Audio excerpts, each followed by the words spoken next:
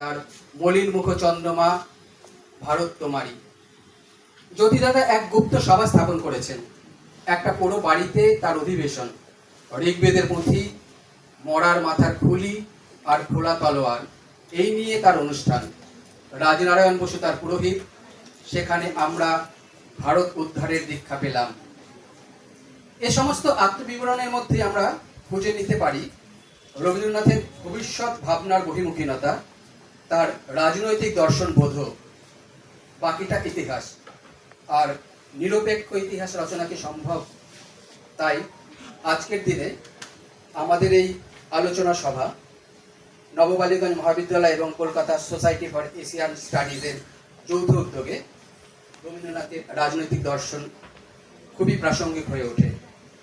করে হার জিতে প্রতিদ্বন্দ্বিতা করতে চাই নেই, সুতরাং এই মুহূর্তেও রবীন্দ্রনাথ এবং রাজনীতি হয়ে ওঠে মুহূর্তেরই সামনে।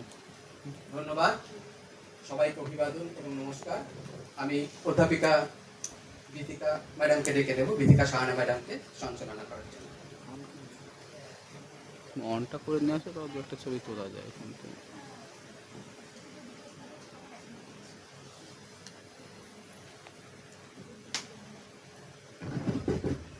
উপস্থিত সকলকে স্বাগত জানাই। আমি বিথিকা সাহানা, নববালিগঞ্জ মহাবিদ্যালয় বাংলা বিভাগের পক্ষ থেকে। আমাদের সঙ্গে সম্মিলিতভাবে এই অনুষ্ঠানটি আয়োজন করেছেন Kolkata society for Asian studies. তাদের সকলকে আমি স্বাগত জানাচ্ছি। আজকে এখানে যারা যারা উপস্থিত আছেন তাদেরকে যথাযথ সম্মান জানিয়েই বলি যে তারা যাদবপুর বিশ্ববিদ্যালয়ের ছাত্র হিসেবে বা ছাত্রী হিসেবে তারা আমার শিক্ষকদের শিক্ষক। ফলে কোনো ভুল ত্রুটি হলে তারা নিশ্চয়ই ক্ষমা করবেন। এবং আজকে আমরা যারা শুনছি এবং আমি নিজেও এখানে শেখার জন্য এসেছি, কোনো বিশেষ বক্তব্য আমাদের নেই। এখন রবীন্দ্রনাথের ছবিতে মাল্যদান অনুষ্ঠান রয়েছে।